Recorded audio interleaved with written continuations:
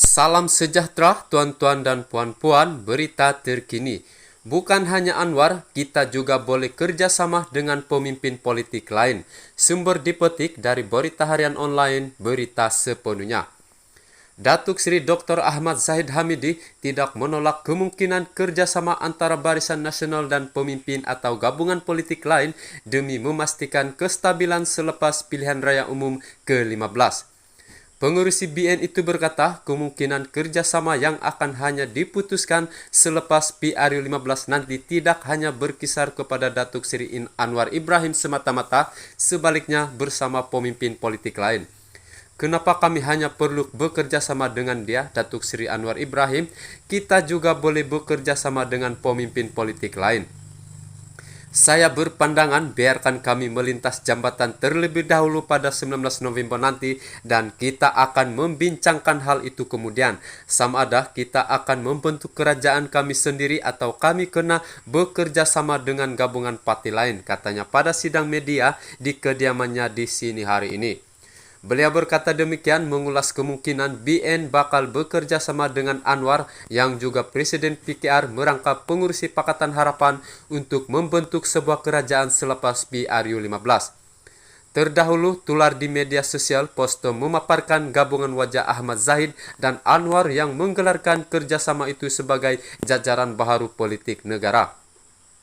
Dalam pada itu, Ahmad Zahid berkata, strategi BN bukan hanya tertumpu pada individu atau parti tertentu sahaja untuk menjalinkan kerjasama, bahkan meluas membabitkan gabungan serta pemimpin parti politik lain. Pendekatan kami adalah perlu membina kestabilan politik dalam negara ini. Kita harus bekerja sama dengan GPS, Gabungan Parti Sarawak, dan juga GRS, Gabungan Rakyat Sabah, serta parti atau gabungan lain, katanya.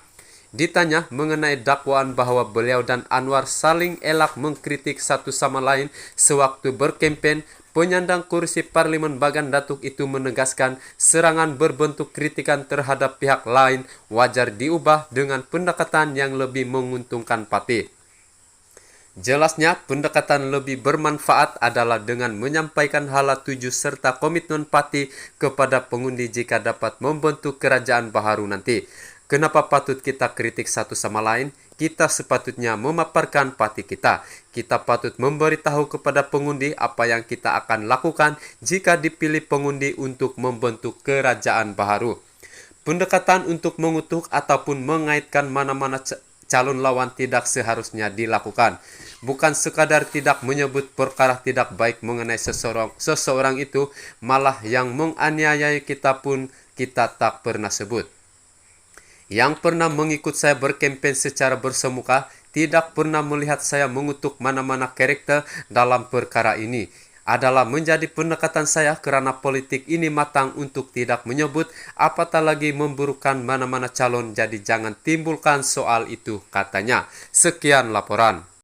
Terima kasih kerana menonton. Jangan lupa like, komen, dan subscribe. Tekan lonceng untuk pemberitahuan berita seterusnya.